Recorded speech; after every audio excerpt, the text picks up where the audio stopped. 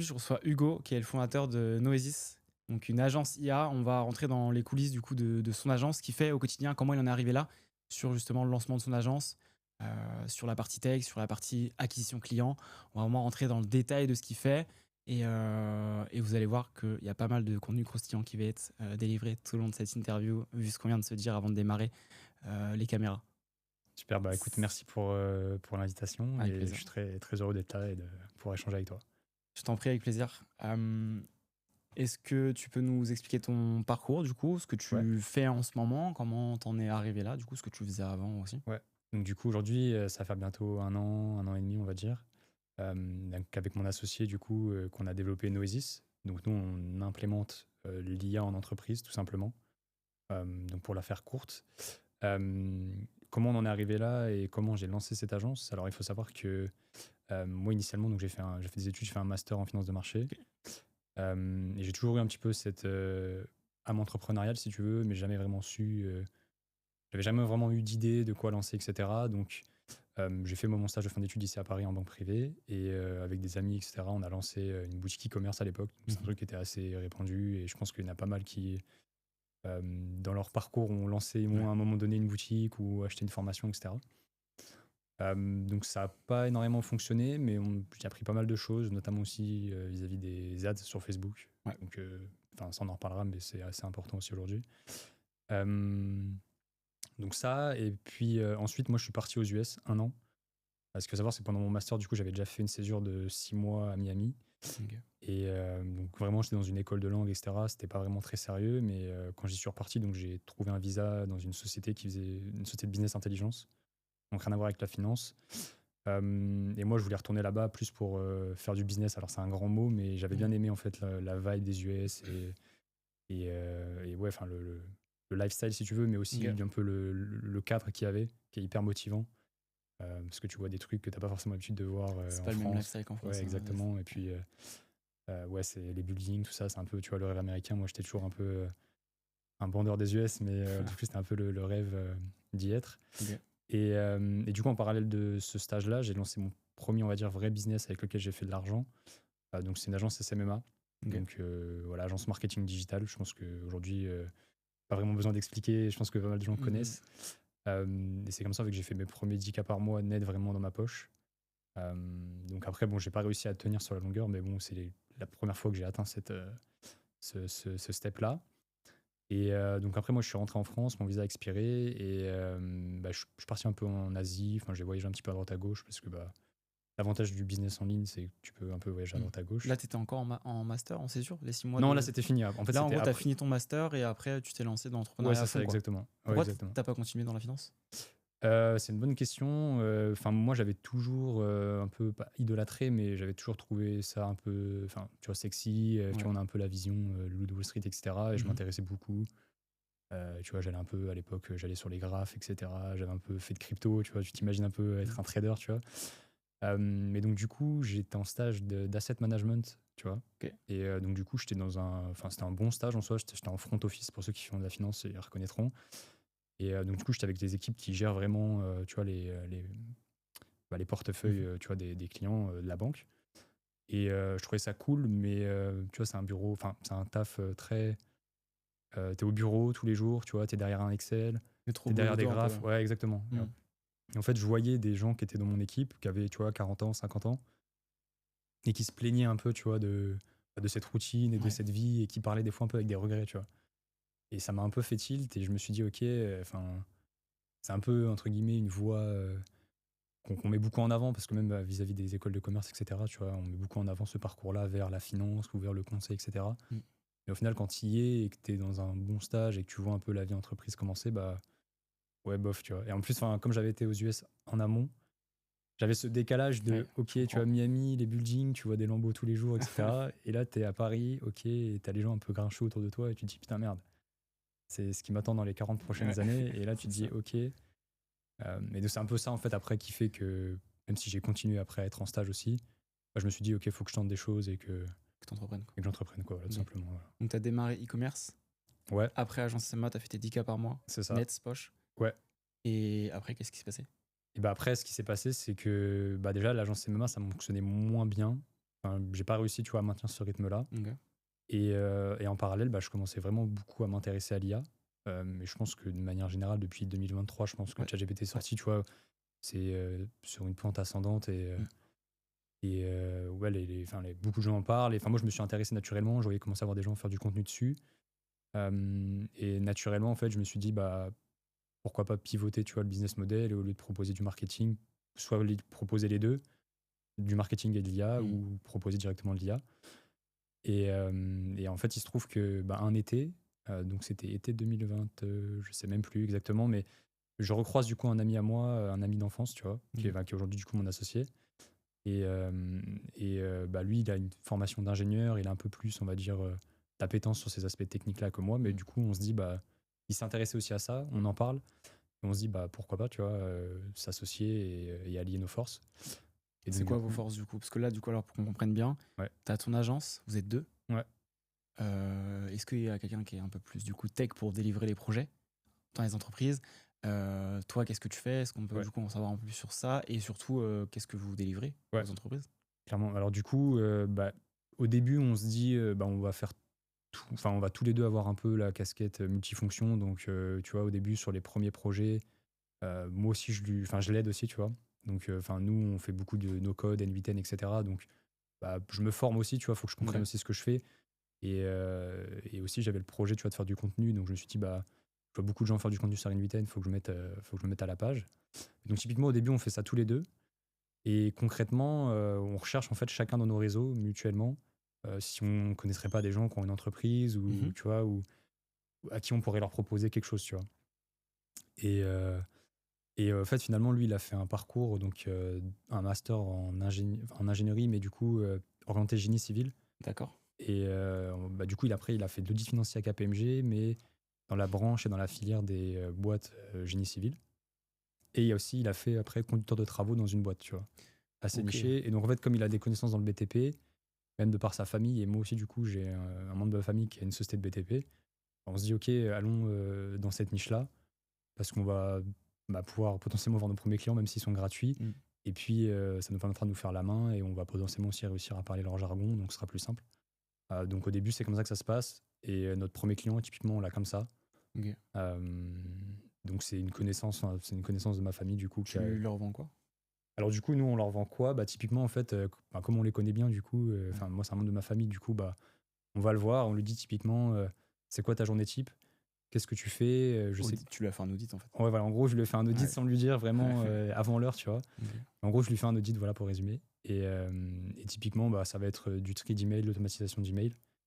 OK. Je sais que sa secrétaire aussi, elle passe beaucoup de temps sur les relances, suivi de factures, et cetera. Donc on va aussi se pencher sur tout ce qui est OCR, si tu veux. OK. Donc extraction de données, et puis après les réimplémenter dans un Excel et faire en sorte que toute cette chaîne-là s'automatise.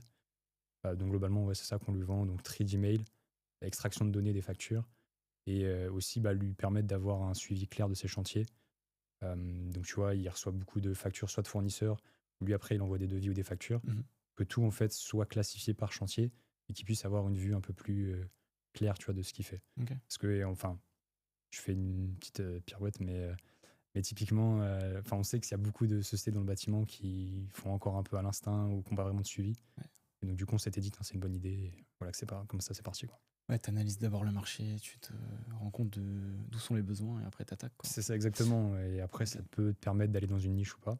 Mais bon, OK. spoiler, du coup, on n'a pas continué dans cette niche, Ouais, ouais. mais voilà. Bah, justement, parlons-en, ça fait 1 an du coup que tu as lancé l'agence à peu près? Ouais, un peu plus, ouais, à peu près. Enfin, en gros, moi, je commençais déjà aussi à proposer de l'IA, du coup, avec mon agence SMMA. OK. Et j'ai continué, en fait, si tu veux, en parallèle de l'agence IA, mon agence SMMA, jusqu'au jour où ça a commencé à bien fonctionner. Je me suis dit: «OK, bon, bah, je drop ça et je me mets vraiment à 100% OK, sur l'IA». intéressant.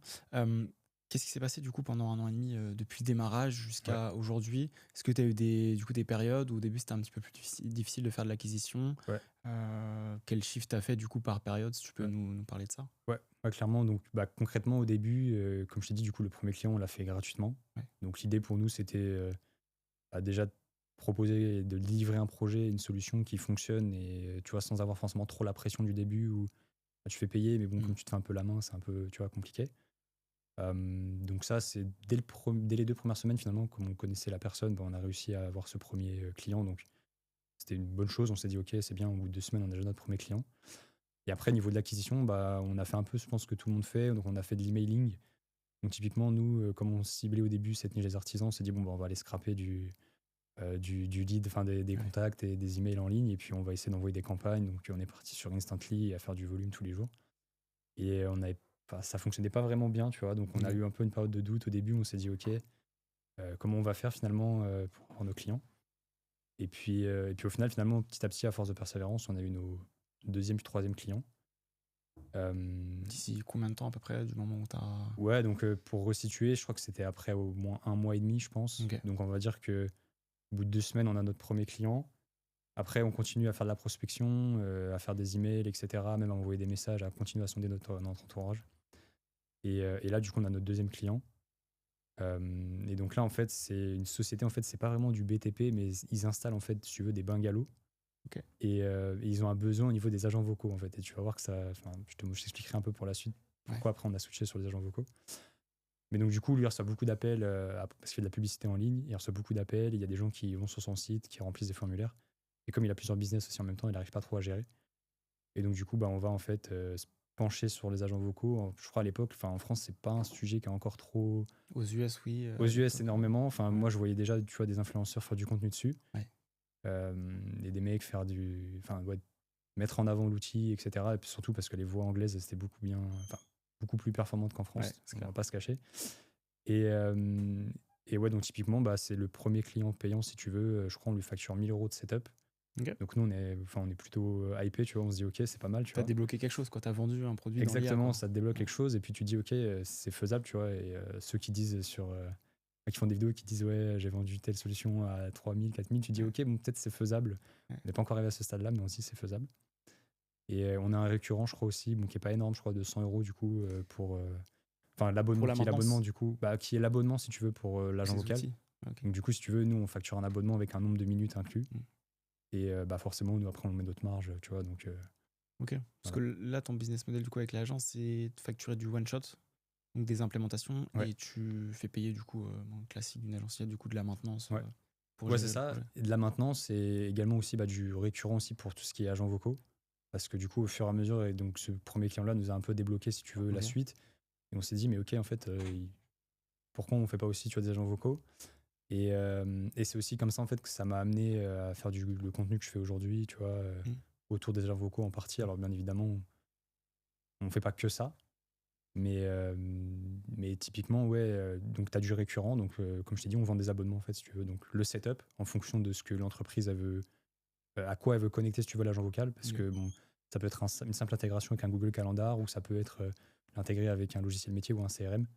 Et on peut avoir aussi un agent bah, qui va prendre soit des rendez-vous, qui va par exemple envoyer un récap par mail, une notification. Enfin, après, on fait du sur-mesure. Donc l'idée, c'est en fonction de ce que lui veut, on lui facture un setup en fonction de la difficulté, si c'est réplicable ou pas. Ok.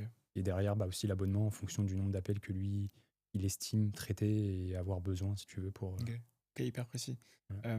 Et du coup, là, concrètement, avec ton agence, tu vends quoi comme prestat? Est-ce que tu fais audit, plus tu t'adaptes à chaque fois aux besoins des entreprises? Est-ce que tu as un produit phare que tu vas vendre typiquement souvent? Comment Ouais, tu alors, t'organises? bah, typiquement, on va fonctionner comme. Ce qu'on va vendre, c'est vraiment l'intégration aujourd'hui. Donc, si tu veux, on va proposer plutôt l'audit comme une porte d'entrée et ça va être gratuit en Gratuit? fait. Ouais. Donc, je pense que c'est un peu le schéma classique d'une agence IA, je pense, de ce qui se fait un peu dans le marché. C'est bah, de contacter l'entreprise ou soit l'entreprise vient à nous et on lui dit bah ok, enfin comment vous fonctionnez. L'idée c'est de faire un audit, voilà, et de comprendre comment elle fonctionne, les outils qu'elle utilise, comment son équipe fonctionne, les process qui sont déjà en place ou pas. Idéalement, pour automatiser des process, vaut mieux qu'il y en ait déjà, sinon c'est un peu Mhm. complexe. Donc ça c'est la porte d'entrée, et puis après derrière c'est du sur mesure. Et après en fait c'est une bonne question que tu me dis par rapport au produit phare et au fait que la solution est standardisée ou pas, parce qu'on a eu des demandes, par exemple des petites demandes où c'était par exemple pour traiter 5-6 appels, tu vois, Ok. au quotidien. Et bah, là-dessus, tu peux pas vraiment dire bah, on va vous mettre un setup de, je sais pas, 500 € etc. si c'est juste pour répondre au téléphone, tu vois. Ok. Et donc, du coup, c'est là où on s'est dit, OK, faudrait aussi qu'on arrive à faire quelque chose où, bah, pour scale, on puisse onboarder plus de clients sans forcément, en fait, à chaque fois, avoir à refaire un dashboard, par exemple, personnalisé, refaire un espace client, etc. Donc, du coup, ça a été le rôle aussi, bah, du coup, de mon associé, de mon partenaire, de s'atteler à cette tâche-là. Et donc, aujourd'hui, bah, tu vois, on peut onboarder plus de clients sur les Mm. agents vocaux. Ils ont juste, tu vois, leur espace client, ils mettent leur identifiant. Mhm. Et ils ont leur recording, ils ont les stats sur leur call, Ok. les appels qui sont passés, le temps d'appel pris, etc. Et donc, on a déjà une base et on peut en fait onboarder aussi bien un client qui a 5-6 appels par jour et le forfait va vraiment être très minime et limite, il n'a pas d'intégration, comme on peut onboarder aussi un client qui a énormément d'appels et qui va avoir des complexités dans ses intégrations, etc. C'est quoi la plus grosse presta que t'as... C'est quoi la plus grosse presta que t'as vendue du coup à un Ouais. client en termes Donc, de CA? aujourd'hui, en termes de setup ou en termes au global? Setup, au global, du coup, le panier moyen sur un client Ouais. max que t'as fait? Alors, du coup, le max au global, c'était 4500. Donc, Ok. il y avait une partie setup. Il y avait une partie, du coup, il y avait un engagement en fait sur l'abonnement. Mhm. Et nous, on lui a dit, OK, bah, aujourd'hui, sur 6 mois d'engagement, tu as 15% de réduction sur ton abonnement. Et du coup, c'est paiement upfront. Donc, en fait, il a payé, si tu veux, les 6 mois d'abonnement en avance, plus le setup. Ok. Donc, ouais, on était autour de 4500 €. Ouais. Et là, tu tournes à combien de chiffre d'affaires avec ton agence IA? Ouais, donc globalement, alors pour te refaire un petit peu l'évolution depuis le début jusqu'à maintenant. Donc, on a commencé, au bout d'un mois, je crois, on a fait notre premier 1000 € de CA. Ouais. Après, on a continué donc notre lancée. Au bout de, je pense, 3-4 mois, on était entre 5 et 7 000. Ok. Et aujourd'hui, on a réussi à atteindre 10-15, entre 10 et 15, il faudrait que je revoie le chiffre, mais de contractés.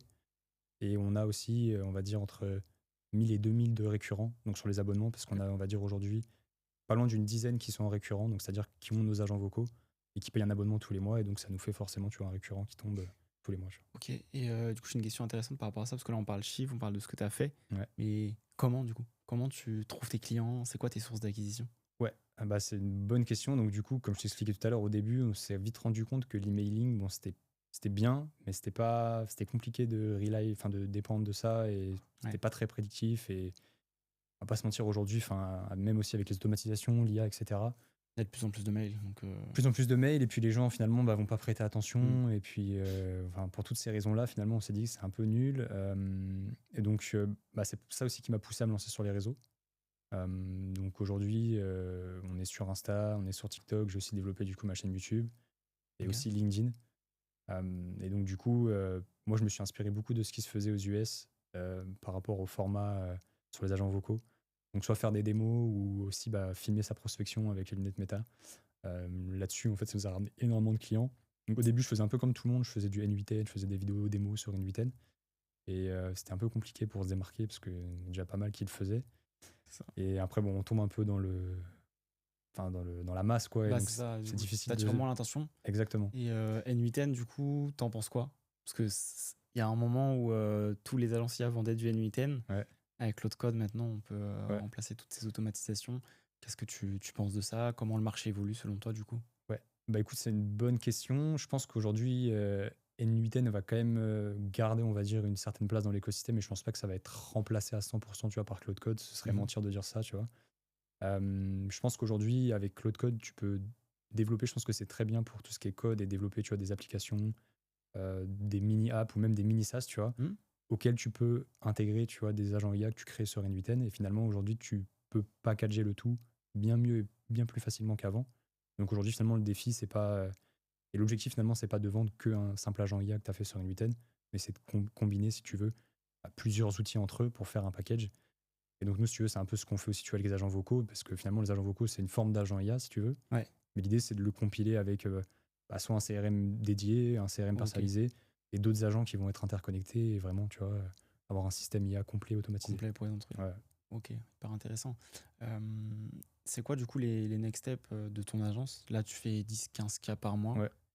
C'est quoi ton objectif, prochain objectif? Comment tu vas aller l'atteindre? Qu'est-ce que tu vas mettre en place? Ouais, bah, l'objectif, là, donc, tu me parlais tout à l'heure d'acquisition. Du coup, les réseaux sociaux, ça nous a permis quand même d'avoir des clients qui viennent à nous. Et donc, ça, par rapport à l'outbound, du coup, Via l'inbound, c'est LinkedIn, via vraiment. Instagram? Comment tu... Bah, Insta, TikTok, Ok. même si ça peut paraître un peu étrange, mais c'est vrai que TikTok aussi, bah, finalement, tout le monde se trouve sur Puis TikTok. t'as de la donc, viralité sur TikTok aussi, plus facilement. exactement. Donc, on n'a rien négligé. Et puis, tu peux réutiliser finalement le même format d'Insta à TikTok, c'est Ouais. la même chose. Donc, Insta, TikTok, LinkedIn aussi. Aujourd'hui, je m'y mets beaucoup sur LinkedIn, bah, d'aller chercher des rendez-vous. Et puis surtout, LinkedIn, bah, c'est un réseau social B2B, principalement entreprise. Donc, faut absolument pas le délaisser. Donc, l'idée, ouais, c'est pour scaler et dépasser les chiffres auxquels qu'on a déjà atteint. c'est recruter déjà, je pense, des setters pour gérer nos DM sur LinkedIn et les réseaux sociaux de manière générale. Donc, puisse moi, me sortir un petit peu de ce côté opérationnel-là. Et aussi, capitaliser aussi sur les ads. Donc, ça nous permettra aussi, tu vois, d'avoir un flux constant et de coupler les deux, si tu veux. On a déjà une présence, si on a déjà, entre guillemets, grâce au following, etc., à nos Mm. réseaux, une crédibilité, entre guillemets. Donc, si on couple ça et on sait déjà qu'il y a du contenu qui fonctionne, si on couple ça avec des ads, derrière, on est sûr que on aura un flux constant et on pourra aller chercher plus de projets et même aussi aller cibler certaines niches de manière plus précise. Puisque, enfin, je ne l'ai pas mentionné, mais de par les réseaux, on a énormément d'entreprises de secteurs assez différents et variés qui nous ont contactés. Ce qui fait qu'on ne s'est pas vraiment niché dans un secteur où, comme le BTP, on avait fait au début. Et aujourd'hui, on a aussi bien travaillé avec des assurances, des comptables, des experts comptables, centres loisirs, Ouais, tu peux sociétés de travailler bungalow. avec Tu vois, enfin, ouais, au tout final, type d'entreprise, tout quoi, type vraiment. d'entreprises qui ont un besoin vis-à-vis de la téléphonie ou vis-à-vis de l'IA, on peut travailler avec eux. Donc, du coup, je pense qu'aujourd'hui, c'est prendre des enseignements de ceux avec qui on a déjà travaillé, ce qui a fonctionné, et puis mettre en place des ads et aller cibler ces niches-là et proposer déjà Ok. des offres et je pense des propositions, des systèmes qu'on a déjà vendus pour après, en fait, finalement, pouvoir scaler et délivrer des projets de manière plus simple et qu'on a déjà en stock finalement, quoi, tu Ok. vois. Donc là, tes sources d'acquisition, c'est contenu, Ouais, lead contenu, magnet, prospection. LinkedIn, Lead Magnet, exactement. Ouais, c'est ça. Donc, et puis là, on est en train de mettre en place les ads aussi, du coup, de notre côté. Donc, Pour scaler après derrière avec les ouais, ads. exactement, c'est ça. Ok. Bouche à oreille aussi? Bouche à oreille, et du coup, parmi les clients qu'on a eu, il y a des personnes qui ont bien aimé travailler avec nous, et c'est aussi tout l'enjeu, tu vois, après, quand tu as des clients Ouais, de. satisfait, du coup, un client te rapporte 2 ou 3. Exactement, et il y en a même qui nous ont dit si je vous ramène des clients, comment ça se passe? Apport d'affaires, du coup, derrière. Et du coup, apport Ouais. d'affaires, proposer une commission, et on dit ok, let's go, allons-y. Et donc là, c'est super cool parce que déjà, c'est gratifiant pour nous. On se dit ils sont contents jusqu'au point où ils veulent nous recommander, évidemment, contre une Mm. commission, quoi. Et demain, quelqu'un qui veut lancer son agence IA, Ouais. est-ce que tu penses qu'il y a de la place pour tout le monde? Comment tu perçois du coup le marché des créations d'agences IA? On a vu Yomi qui a Ouais. fait un challenge pour former du coup des personnes à lancer leur agence IA. Ouais. Bon, des personnes de divers horizons.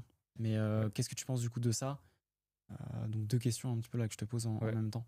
Je pense que oui, il y a de la place parce qu'aujourd'hui, concrètement, l'IA, tu vois, c'est 2 tiers des secteurs d'activité qui sont concernés. Et dans tous les pays, finalement, Ouais. tu as des entreprises qui ont besoin et qui auront besoin à l'avenir de ce type de service-là. Donc, clairement, oui, il y a de la place. Maintenant, il y a de la place pour ceux qui sont sérieux et qui s'y prendront de la bonne manière, je pense, tu vois. Mm.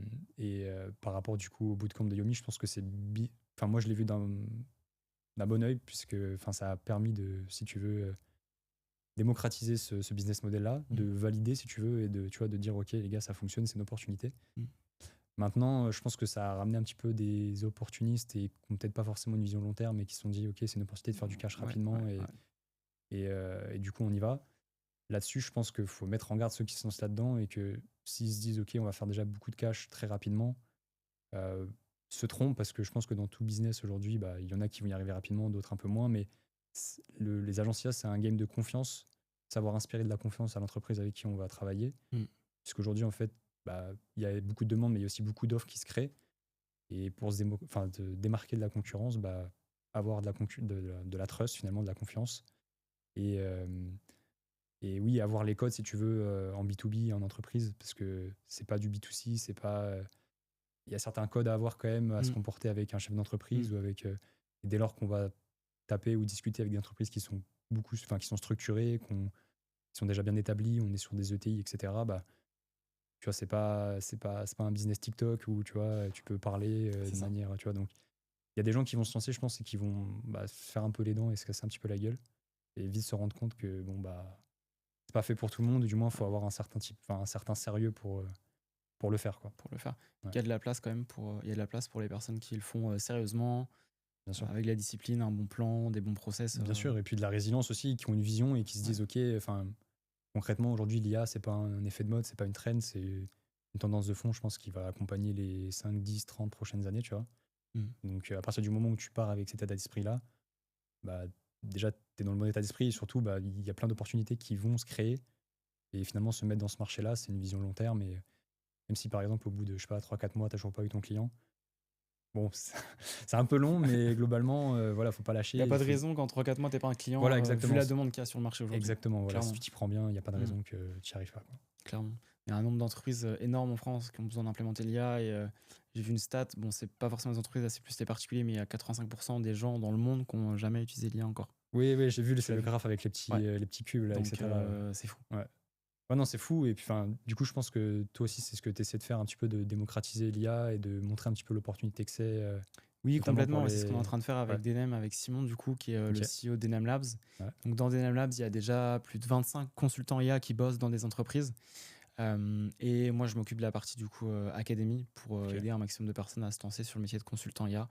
Je pars du principe que c'est plus simple de former quelqu'un sur la compréhension de l'IA, sur les audits qu'il va pouvoir faire en entreprise, la partie tech et qui bosse déjà dans des entreprises pour se faire la main. Ouais. Par exemple, en TJM, entre 500 et 1000 euros. Dans la moyenne, la tendance des personnes qui bossent avec des NemLabs, c'est entre 500 et 1000 euros par jour. Ok. Plutôt que direct partir sur une agence IA quand, tu vois, typiquement Yomi, il dit qu'on peut lancer son agence IA du jour au lendemain. Effectivement, comme tu as dit, il y a beaucoup de personnes qui vont se casser les dents parce qu'ils ont un manque de compréhension du business, d'être freelance déjà dans un premier temps, y aller étape par étape. Comme toi, tu as pu le faire avec ton agence SMMA et dans toute cette compréhension-là de l'entrepreneuriat déjà. Donc, ouais, c'est vrai que par rapport à ça, je pense que c'est plus important et plus intéressant de démarrer en tant que consultant IA et par la suite lancer son agence si jamais ça prend, quoi. Ok, mais c'est intéressant ce que tu dis parce que c'est vrai que cette casquette de consultant-là, elle n'est pas trop mise en avant encore sur les réseaux. Et comme Ouais. tu l'as dit à juste titre, qu'avec le bootcamp de Yomi, ça a énormément démocratisé ce terme-là d'agence IA. Mais Ouais. concrètement, du coup, le consultant, il fait quoi? Et surtout, tu m'as dit, il faisait entre 500 et 1000 euros par jour. Du coup, c'est énorme, quoi. C'est au TGM, alors Ouais. c'est des consultants IA boostés. Ok. Nous, on leur apprend à gérer aussi toute cette partie tech. Ok. En fait, Simon, avec le Denem Labs, il est CTO. Donc, il redescend tous les projets qu'il a pu faire au sein des entreprises sur la partie tech, intégration de l'IA. Et donc, on essaie justement de le transmettre aux personnes qui sont accompagnées par Denem pour justement pouvoir auditer dans les entreprises, implémenter des solutions, du code, des infrastructures. Du coup, typiquement, donc c'est un master consultant en fait IA. Ok. Après, derrière, effectivement, il bosse dans des entreprises, mais il peut aussi aller prospecter, faire des formations dans l'IA. Enfin, on donne vraiment toutes les compétences et toutes les connaissances que nous, on a accumulées avec le Denem Labs depuis 5 ans Ok. pour les transmettre aux personnes qui veulent se lancer dans l'IA, avec un cadre, avec un maximum de sérieux aussi possible, puisque aujourd'hui, on voit tout sur Internet et c'est pas en faisant des vidéos sur VO3 de singes qu'on va gagner beaucoup d'argent. En parenthèse, on est vraiment sur un métier qui est sérieux, d'avenir et qui va être de plus en plus demandé en fait aujourd'hui de la part des entreprises. Après, quand tu te marketes agence, tu vends plus ton temps, tu te vends des prestations, des packs, c'est cool. Mais pour ça, il faut déjà gagner en crédibilité sur le marché, bosser avec des clients, faire des automatisations, des prestations pour un client. Et puis après, derrière, lancer son agence, quoi. Ouais.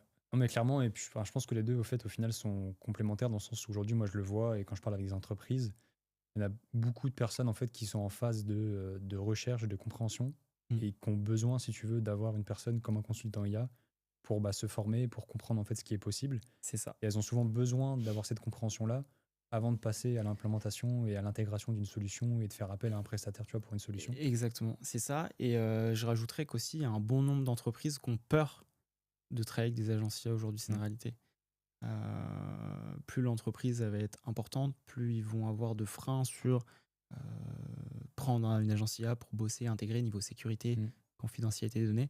Donc ils préfèrent partir avec un consultant IA qui va être en interne, avec un contrat de confidentialité, sécurité, et puis pouvoir justement intégrer l'IA dans un premier temps de cette manière-là dans leurs entreprises, quoi. Ouais, c'est réel et c'est intéressant ce que tu dis parce qu'il y a ça quelques jours, du coup, j'ai fait plusieurs calls du coup, via LinkedIn avec des consultants. Ok.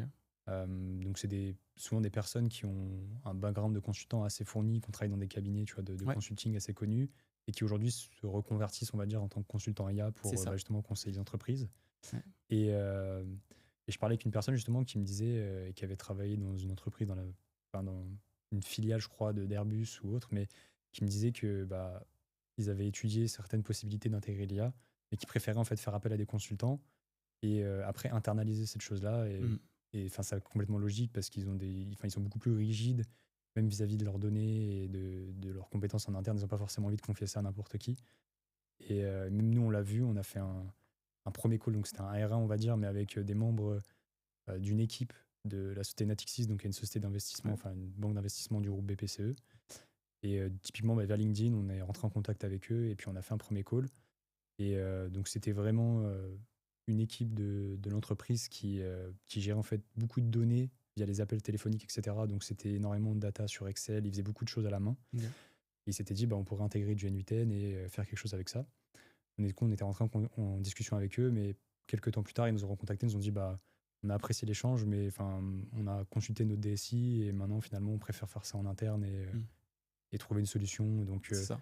je pense qu'il y a beaucoup de sociétés aujourd'hui qui veulent aller vers l'IA, mais par contrainte et, comme tu disais, un peu par peur, je pense, et crainte avec qui elles vont travailler, préfèrent faire ça en interne.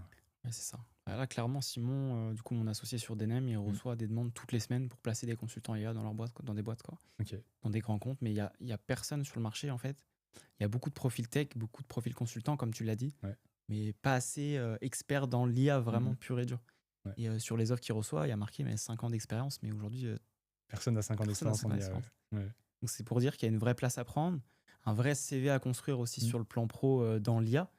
Et Surtout permettre. que c'est un vrai tremplin pour la suite après en tant que c'est un consultant IA. tremplin. Mais c'est ça, Ouais. c'est un tremplin, c'est une opportunité, il y a de la demande.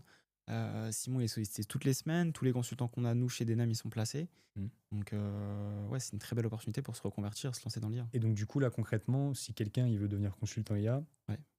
qu'est-ce qu'il fait du coup? Il te contacte, comment ça se passe? C'est quoi le process derrière du coup pour rejoindre Alors Denem? le process, nous du coup on a un process déjà de compréhension Ok. du métier. Donc qu'est-ce que vous allez faire en tant que consultant IA, pour quelle boîte vous allez travailler, quelles sont les possibilités d'être soit payé au TJM, d'être soit derrière être consultant IA mais freelance et vendre des prestations, d'audit, d'intégration, etc. J'ai fait une vidéo. Du coup, dans la description, vous pourrez regarder vidéo exclusive pour bien comprendre du coup le métier de consultant IA, comment vous allez pouvoir vous lancer aussi du coup à nos côtés. Voilà, vous avez juste à rentrer vos coordonnées, vous aurez accès à la vidéo et puis après vous pourrez voir si c'est quelque chose qui vous intéresse. Mais effectivement, on a un process du coup d'accompagnement en fait, tout simplement. Ok. Accompagnement, formation sur le métier de consultant IA. On fait redescendre toute la connaissance qu'on a nous accumulée avec Simon et les différents consultants qu'on a en interne sur le marché. Et on forme du coup les personnes au métier de Et consultant. donc du coup après vous les aidez aussi à trouver du coup des prestations selon s'ils veulent se lancer soit en freelance, du coup c'est eux qui cherchent leurs prestats, et sinon c'est Denem qui fournit des prestats, Ouais, il y a les deux entreprises. options parce qu'en fait nous on est sollicité, donc demain si la personne elle se lance en tant que consultant IA à nos côtés, qu'on est sollicité, qu'on a une proposition de mission, on a tout intérêt nous à bien former cette personne-là, à la placer en entreprise. Maintenant on donne toutes les cartes en main aussi niveau acquisition, niveau branding sur les réseaux sociaux, création de contenu, être bien présent au bon endroit pour être sollicité aussi en tant que consultant IA. Donc on donne vraiment tout le package complet pour permettre aux gens qui nous rejoignent de se lancer et être 100% autonome. Après, ils font toujours partie du groupe Denem. C'est-à-dire que nous, on donne la marque Denem un petit peu comme un réseau de franchisés. Où aujourd'hui, les personnes qui nous rejoignent, elles appartiennent à Denem et elles peuvent utiliser après derrière nos boîtes, nos marques, tout ce qu'on a fait aussi en interne. Ce qui fait gagner énormément de temps et de crédibilité sur le marché aussi, quoi. Ok. Et tu disais tout à l'heure, quand on discutait, je crois en off, tu me disais aussi que du coup après tu donnais la possibilité aussi aux gens qui avaient rejoint Denem et qui du coup étaient devenus consultants, à partir d'un certain step, pouvaient aussi du coup se lancer en tant qu'agence. Oui. C'est ça? Oui, tout à fait. Alors ça, c'est réservé aux personnes qui vont chercher les 10 000 euros en tant que consultant IA. Pas avant. On part du principe qu'on veut des personnes qui soient vraiment formées à fond sur la partie compréhension IA, tech, qui ont vraiment des résultats. Donc nous, on donne vraiment tout le jus de cerveau et toutes les cartes en main aux personnes qui nous rejoignent pour atteindre les 10 000 euros. Une fois qu'ils ont atteint les 10 000 euros de revenus et qu'ils veulent passer à l'étape supérieure, passer justement à plutôt vendre des tickets plutôt que vendre son temps, là, on peut passer à une autre partie du coup de l'accompagnement qui est de lancer son agence IA. Et donc, on rembourse l'accompagnement, parce que bien évidemment, il y a un prix sur cet accompagnement. On rembourse en montant, en crédit, du coup, Denem, le montant. Et ça permet aux personnes consultants IA qui ont fait 10 000 euros de pouvoir bénéficier de l'accompagnement pour lancer leur agence. On fait ça étape par étape, quoi. Ok. Et concrètement, du coup, pour donner un petit peu une idée aux gens qui nous écoutent, pour atteindre les 10 000 euros aujourd'hui, ça prendrait combien de temps concrètement, d'un point de vue réaliste, en tant que consultant, du coup? Ça dépend. Ça dépend de l'investissement de chacun. En réalité, aujourd'hui, sur les demandes qu'il y a sur le marché, l'intégration qui peut être faite au sein des entreprises, je peux pas dire en 1 mois, en 2 mois, en 3 mois, parce qu'en fait, c'est au cas par cas, finalement. Voilà, c'est un petit peu au cas par cas. Maintenant, ce qu'on sait, c'est qu'aujourd'hui, les personnes que nous, on a accompagnées avec Denem Labs, elles sont toutes en mission. On a Amir qui est dans une grosse boîte d'assurance, du coup, qui génère plus de 15 000 euros par mois en total, du coup, en totalité sur sa mission. Donc, Avec une seule mission, du coup. avec une seule mission, Ok. voilà, au TJM. Donc, il a comme responsabilité d'intégrer l'IA dans l'entreprise, du coup, et de construire des process, construire des automatisations, du coup, former les salariés et répondre aux problématiques pour lesquelles la compagnie l'a contacté, tout simplement. Ok. Donc, après, j'ai pas d'échéance, mais sous 90 jours, en tout cas, Ok. la personne, elle est formée complètement sur le métier de consultant IA, elle peut avoir ses premiers clients déjà. Ouais, donc même si elle fait pas 10K par mois, en vrai, avec le taux, enfin le TJM du coup, le taux journalier moyen, Bah, c'est ça. enfin, En fait, globalement, elle s'en sort bien, quoi. ouais, il y a tellement de demandes sur le marché aujourd'hui. Il y a une pénurie de profils bien formés à l'IA. Ouais, c'est réel. Ouais. Et nous, des NEM Labs, ça fait 5 ans qu'on existe sur le marché. On a des consultants qui sont tous en mission. On n'a pas une personne qui est laissée comme ça sur le carreau. Après, évidemment, aujourd'hui, moi, je ne vends pas de rêve. On vend une solution, on vend une stratégie qui fonctionne, qui est éprouvée. Mais il faut travailler. Et C'est le il faut secret, de être toute façon, peu importe résilient. le et- modèle, que ce soit consultant ou agence IA, finalement, derrière, c'est du travail. Exactement. Là, en ce moment, du coup, Simon, qui est CTO de d'Enem, Ouais, il est en train de développer un SaaS. Donc, il a pris des parts, il est associé du coup sur le SaaS, ok. qui est Loops. Donc, c'est un SaaS du coup de créa pour les e-commerçants, en fait, tout simplement, Ok. via l'IA. Donc, ça crée des top visuels, des top créatives pour les e-commerçants. Ok, donc concrètement, ça veut dire que ça va créer finalement les visuels pour la boutique du Pour les commerçant. ads, en fait, Pour les à ads, destination ok. des ads. Donc, full conversion. Ok, En d'accord. fait, ils vendent de l'argent parce qu'aujourd'hui, ce qui convertit dans la publicité en ligne, c'est les créas. Ouais. Et en fait, ils sont en train de remplacer le métier de créatif stratégiste et ils le font très très bien. Ils sont en train de lever des fonds. Ok. J'ai fait une vidéo du coup que vous pouvez retrouver sur ma chaîne YouTube Axel Denem, 24 heures dans la vie d'un CTO, donc avec Simon, et je partage du coup le quotidien de ce SaaS là. Donc vous pourrez regarder du coup la journée avec Simon et le développement du coup de Loops. Ok. Mais Et ouais, du, ils sont du coup, plutôt chauds. lui, concrètement, excuse-moi, je te coupe, du coup, lui, concrètement, c'est quoi son rôle du coup dans le SaaS concrètement, ce qu'il fait? Il est CTO. CTO, ok, donc il Ouais, s'occupe vraiment de la partie développement, il pilote exactement. aussi les équipes de dev, Réseau, j'imagine. parce que du coup il a un gros réseau. Ok, Savoir que le groupe Denem, on a un groupe de plus de 28 000 membres ok, en interne, tous profils développeurs, profils du coup qui ont des compétences et un intérêt pour l'IA ok. aussi. Donc ils sont prêts à travailler en fait tout simplement dans l'IA. Et ouais, il fait son rôle de CTO quoi. Hier j'étais avec lui, il a fait 8 rendez-vous je crois dans la journée. Il a fait le rendez-vous avec un mec qui s'appelle Thomas, Ok, du coup, qui a été sollicité par Anthropic, qui bosse à San Francisco. Il a ok. été sollicité par Anthropic pour bosser avec eux et il a refusé pour se concentrer sur son business, qui est d'accompagner les Chapeau. SaaS. Voilà. Ok, non, c'est Donc, énorme. ouais, il est vraiment focus sur les rendez-vous, gestion, CTO. Il a tout un réseau qui met au Ok. profit de ce SaaS-là, quoi. Et du coup, Loops, concrètement, du coup, c'est quoi? C'est un abonnement qui est vendu? C'est comment ça se passe auprès de. Je crois que c'est des crédits. Ok, donc Je c'est peux des pas. crédits et donc Ouais, en fonction de ce qu'ils veulent faire, etc., ils achètent des crédits sur la plateforme et après ils créent leurs ads, etc. ouais, quoi. c'est ça. C'est ça. Ok. Parce que toi, du coup, tu es dans ce train-là aussi des SaaS Bah en écoute, parallèle. ouais, enfin j'ai une opportunité qui est venue à moi, si tu veux, et aujourd'hui, moi, je suis plus dans la partie du coup grosse acquisition d'un SaaS qui s'appelle Ok. Workforce AI. Et donc en fait, dans la lignée de ce que nous on faisait avec l'agence sur les agents vocaux, eux se sont vraiment spécialisés en fait sur la niche finalement des restaurants, mais donc en fait de la prise de commande par IA. Donc si tu veux, en fait, c'est un agent 24/24, 7 sur 7 qui va prendre les commandes pour les restaurants, qui va gérer à la fois les réservations sur place, les commandes à emporter et les livraisons. Mhm. Et en plus de ça, donc en fait, l'application, si tu veux, le restaurateur, c'est plug and play, si tu veux, donc il l'installe sur sa tablette. Ok. Et derrière, en fait, on lui set up son agent. Et en 2 minutes, c'est live. Et donc, du coup, il peut prendre ses commandes en automatique. Si tu veux, nous, on a remarqué, si tu veux, sur la niche des restaurants et de par le contenu que je faisais aussi à l'époque, en prospection, etc., qu'il y avait une énorme demande. Il y avait une énorme frustration d'un point de vue, si tu veux, appel manqué. Ouais. Beaucoup souffrent de ça, si tu veux. Et dans l'opérationnel d'un restaurant, ce qu'il faut savoir, c'est que entre l'accueil des clients sur place, la gestion de la cuisine, etc., souvent, tu as des appels qui sont manqués et c'est du chiffre d'affaires en moins. Et Mm. pour les restaurants qui ont déjà Clairement. des marges assez faibles, c'est compliqué de laisser du CA sur la table. Donc nous, c'est ce problème-là principalement qu'on vient résoudre. Et dans un second temps aussi, ce qu'il faut savoir, c'est qu'il y a beaucoup de restaurants, en fait, si tu veux, depuis 2020, qui se sont mis en fait à faire de la commande à emporter via les plateformes qu'on connaît tous, comme Uber Eats ou Deliveroo. Ouais. Et sur ces plateformes-là, en fait, elles ont du volume, donc ça fonctionne un petit peu comme un système d'apporteur d'affaires, ça leur apporte des commandes en continu. Mais maintenant, les applications, enfin ces plateformes-là, prennent 30 à 40% de commission C'est sur énorme. chacune de ces commandes-là.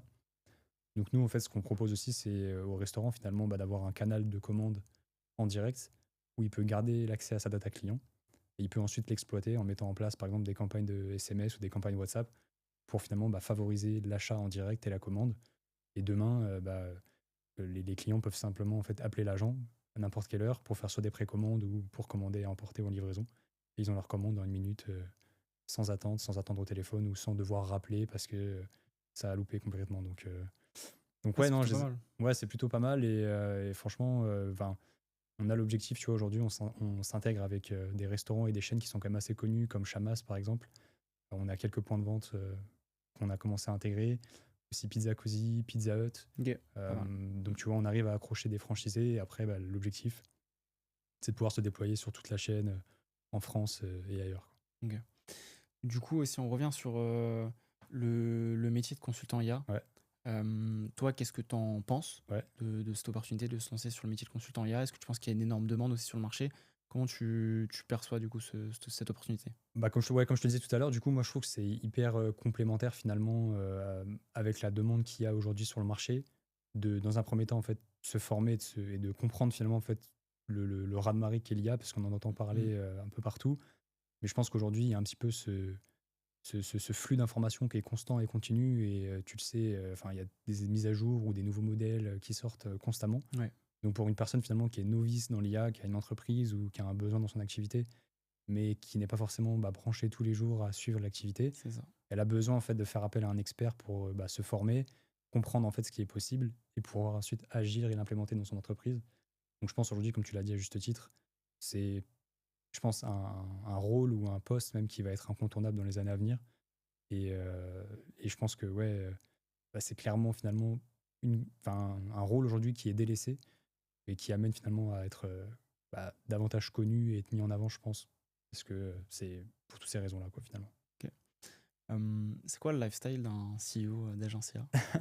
C'est quoi le lifestyle d'un CEO d'agence IA? Honnêtement, je pense que c'est pas très glamour, hein. Je Ouais. pense qu'on passe beaucoup de temps derrière son ordi. Enfin, je sais pas si Ouais. c'est la même chose pour toi, mais ouais, non, enfin, c'est réveillé personnellement, je me réveille assez tôt, un petit café, Ok. un petit verre d'eau, et puis après, concrètement, moi, je me focus dans l'agence, je me focus principalement sur l'acquisition. Donc ça va être se brancher sur mon CRM, voir un petit peu où j'en suis avec mes prospects, ceux qui sont en relance, les projets qu'on a en cours. Et puis me focus en fait finalement sur ça toute la journée, passer des appels aussi. Étant donné que maintenant aussi j'ai cette casquette-là sur le SaaS, c'est de passer beaucoup d'appels aussi avec des partenaires, recruter des apporteurs d'affaires ou autres. Donc franchement, ouais, non, c'est du facilement 8, 10, 12 heures de travail derrière Mm. l'ordinateur. Et aussi de temps en temps, du coup, via la création de contenu, euh, passer un bon moment comme ça ou Ouais. aller sortir un peu et faire du contenu. Mais ouais, globalement, c'est ça. Je sais pas ce que c'est pour toi, mais Ouais. Non, globalement, c'est ça. Après, ouais. niveau lifestyle, je disais, est-ce que tu voyages, Oui, oui, tu oui. profites, comment tu... Parce que Enfin, t'es entrepreneur. ouais. Ça fait combien de temps que t'es entrepreneur? Ça va faire maintenant, on va dire 2 ans, même 2, 3 ans, si je prends la période aussi SMMA, du coup. Ok. Mais donc, du coup, finalement, le lifestyle, aujourd'hui, l'avantage avec ce type de business-là et business en ligne de manière générale, c'est que tu peux quand même bouger et prendre du temps. Ouais. Donc, tu vois, en début d'année, je suis allé en Islande avec ma fiancée, du coup, on s'est fait un petit road Trop trip bien. en Islande et tout, c'était plutôt cool, ouais.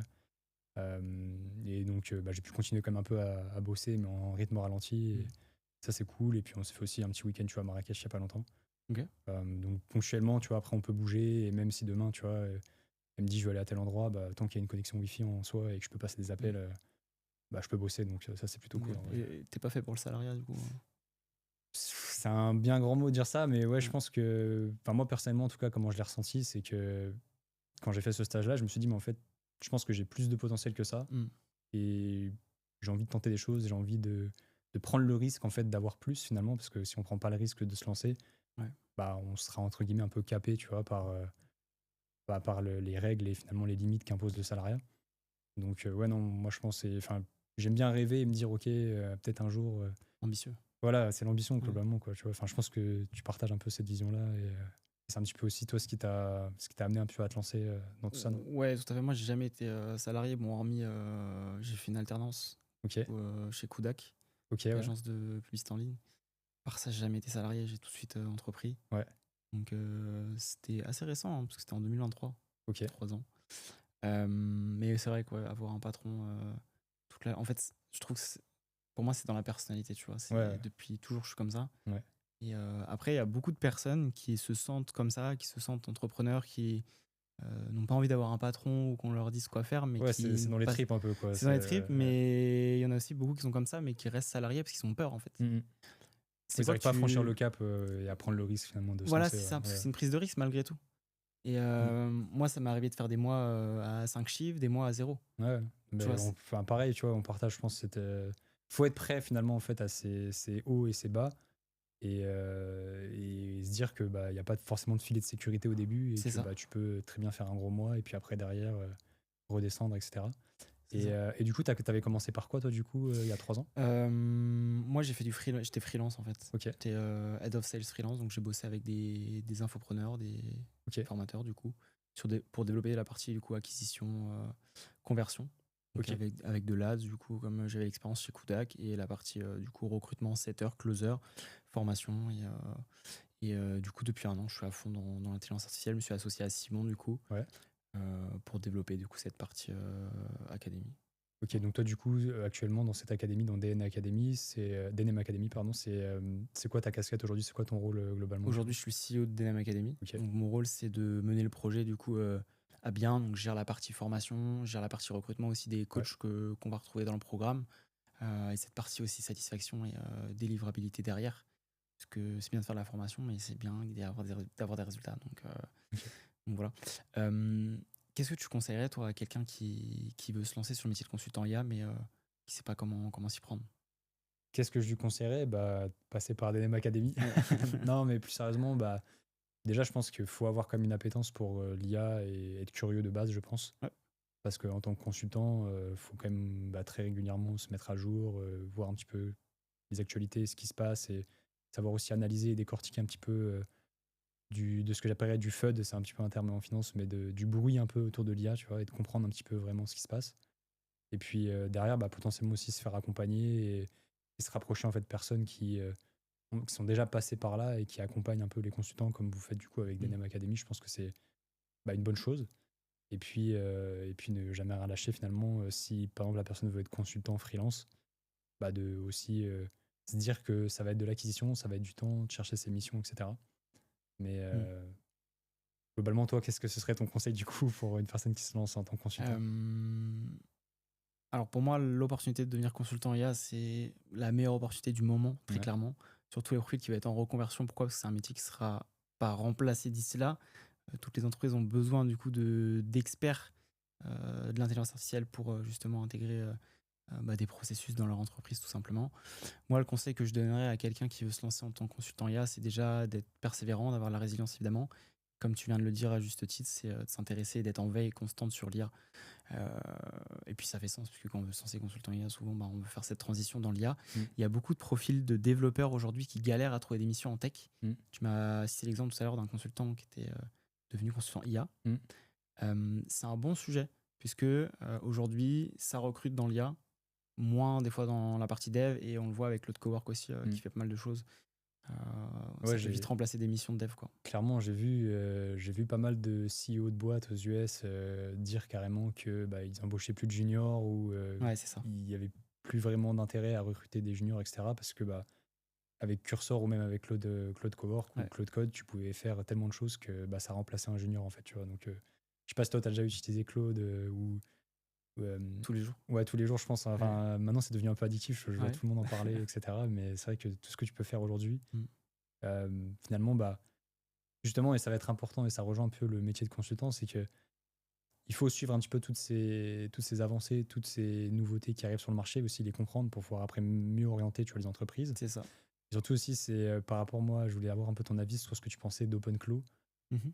Je sais que ça a fait énormément de bruit, ça Ouais. continue toujours d'en faire. Oui. Et je vois qu'il y a un petit peu un débat qui s'installe entre bah, ceux qui disent ouais, ok, OpenClaw, ça va remplacer tout sur le marché, c'est un raz-de-marée, et même ceux qui font du Gen 8, ça va mourir. Et ceux qui sont un peu plus, on va dire, tempérés sur le sujet et qui disent ok, c'est cool, mais c'est pas non plus. Voilà. Ouais, OpenClaw, ça a bien profité à Apple déjà dans le premier Ouais, temps, parce que tout le monde a acheté des Mac mini pour faire son ouais, OpenClaw. clairement. Maintenant, il y a un vrai sujet de sécurité, de confidentialité, et OpenClaw a accès à ton ordinateur direct, quoi. Ouais, Donc, effectivement, faut racheter des machines. Enfin, moi, c'est la meilleure solution. Et puis, ouais. bah, tout mettre en place niveau sécurité sur le logiciel. Tu l'utilises un petit peu toi Moi, je sais que du coup, mon Ton associé, associé, il a un petit peu testé et vu comment ça fonctionnait. Après, quelle sera la limite dans tout ça? Est-ce qu'on pourra tout remplacer? Parce qu'en fait, OpenClaw, il peut prospecter à ta place, il peut Ouais, tout faire à ta place. Tu lui envoies un Telegram, un WhatsApp, et il va travailler pour toi, en fait. ouais, c'est ça, 24 heures exactement. sur 24. Ouais. Donc, quelle C'est comme sera la si on limite, tu avait vois? un employé, si tu veux, 24/24, 7 C'est sur ça, 7, et tu pouvais en avoir un nombre infini chez toi, exact. quoi. Ouais, c'est ça. Non, après, je pense que je suis pas convaincu que tous les CEO, tous les dirigeants d'entreprise utiliseront OpenClaw. Peut-être les boîtes, effectivement, qui développent des SaaS, des projets vraiment tech, pour moi, il y a oui. Ouais, Après, une entreprise, une banque et tout, est-ce qu'elle va intégrer un OpenClaw qui tourne 24 sur 24? c'est ça. C'est dangereux.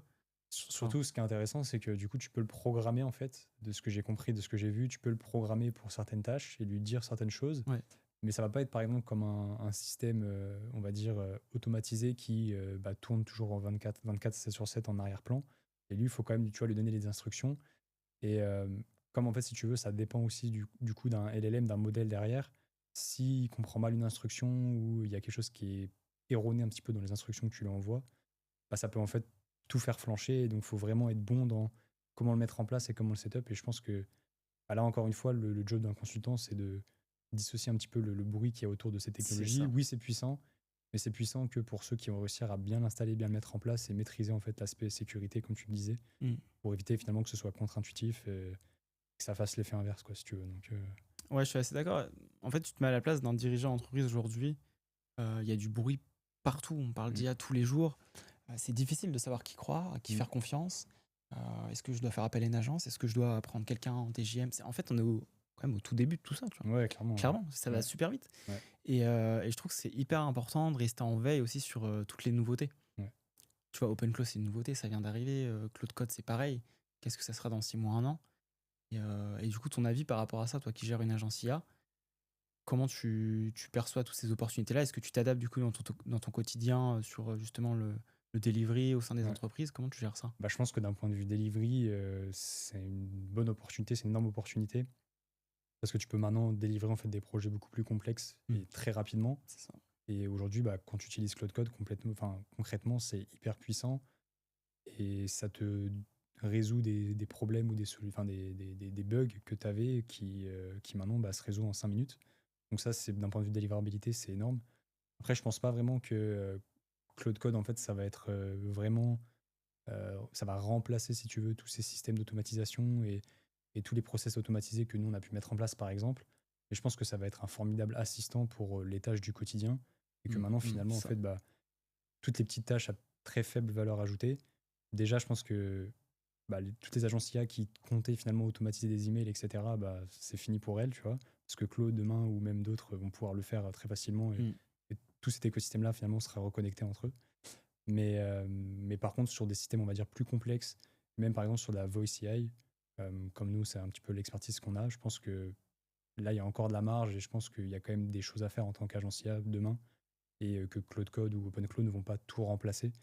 Parce qu'à juste titre, comme on disait tout à l'heure, même d'un point de vue sécurité, il y a quand même des failles et bah, il y a des choses en fait des choses qui sont, on va dire, euh, sur mesure et que forcément Claude Code ou OpenClaw ne pourront pas forcément maîtriser à perfection, quoi. Donc voilà un petit peu mon. Top, bah, merci en tout cas d'avoir regardé cette vidéo. C'était un super échange avec Hugo. J'espère que tu as apprécié. De rien, en tout cas, c'était super et puis bah, au plaisir d'en refaire à l'occasion. Si vous voulez vous lancer sur le métier de consultant IA, vous avez le lien dans la description. Donc, je vous ai préparé une vidéo exclusive pour comprendre le métier déjà, comment vous pouvez déjà vous lancer de la manière la plus simple possible. Pourquoi pas faire un rendez-vous avec nous derrière si vous êtes éligible et que vous pouvez devenir consultant IA. Et on se retrouve du coup sur la prochaine vidéo.